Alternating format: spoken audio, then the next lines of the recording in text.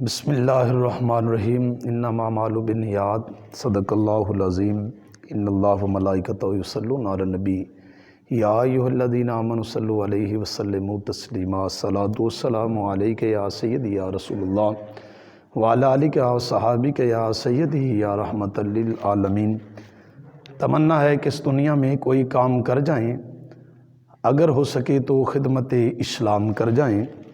نہایت ہی واجب الاحترام سامعین حضرات، جس طرح کہ آپ کے گوش گزار کے لیے عرض کرتا ہوں کہ پیر محسن منور یوسفی صاحب تفسیر محسن کا ترجمہ کرتے ہوئے اردو میں، اور ان کے صاحبزادے لخت جگر احمد محسن یوسفی صاحب وہ انگلش میں اس کا ترجمہ کرتے ہوئے یہ فرماتے ہیں تاکہ یہ قرآن و سنت کا پیغام تمام دنیا کے کونے کونے میں چلا جائے، تاکہ غیر جن کی زبانیں انگلش ہیں وہ بھی اس کو سمجھ سکیں، تاکہ قرآن پاک کی محبت ان کے سینے میں وابستہ ہو چکے۔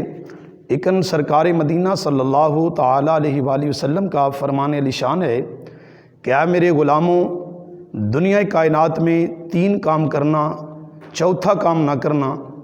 صحابہ عرض کرتے ہیں یا رسول اللہ صلی اللہ علیہ وسلم وہ کون سے 3 کام ہیں کہ جو ہم نے کرنے ہیں، اور چوتھا وہ کون سا کام ہے جو ہم نے نہیں کرنا؟ تو کریم نبی صلی اللہ تعالیٰ علیہ وآلہ وسلم نے فرمایا سب سے پہلا کام یہ ہے کہ تم دین پڑھانے والے ہو جاؤ۔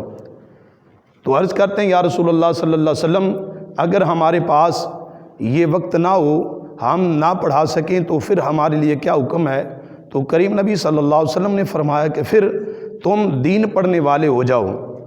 تو عرض کی یا رسول اللہ صلی اللہ علیہ وسلم اگر ہمارے پاس یہ بھی وقت نہ ہو کہ ہم دین سیکھ سکیں، تو کریم نبی علیہ السلام نے فرمایا کہ تم تیسرا کام یہ کرنا کہ قرآن پاک دین پڑھانے والے اور دین پڑھنے والے طالب علموں کے ساتھ محبت کیا کرو، اللہ کریم ضرور بار ضرور تمہیں یہ صلہ عطا فرمائے گا۔ عرض کرتے ہیں یا رسول اللہ صلی اللہ علیہ وسلم وہ چوتھا کام کون سا ہے جو فرما رہے ہیں کہ وہ نہ کریں؟ تو سرکار مدینہ صلی اللہ علیہ وسلم نے فرمایا کہ ان کی مخالفت نہ کرنا۔ تو یہ دین حق کا پیغام ہر مسلمان کے لیے لازم ہے کہ وہ نبی کریم صلی اللہ علیہ وسلم پہ جو نازل ہوئی کتاب جس کو ہم قرآن پاک کہتے ہیں، یہ پیر صاحب کا مشن ہے کہ پوری دنیا میں اس کا پرچار کیا جائے، جو قرآن پاک کی تعلیم عام ہو جائے۔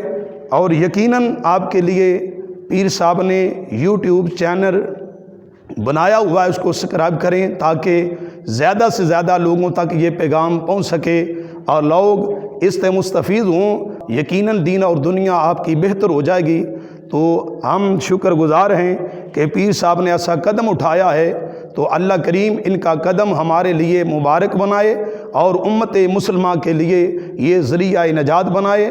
اللہ کریم ہم سب کو فکر آخرت نصیب فرمائے۔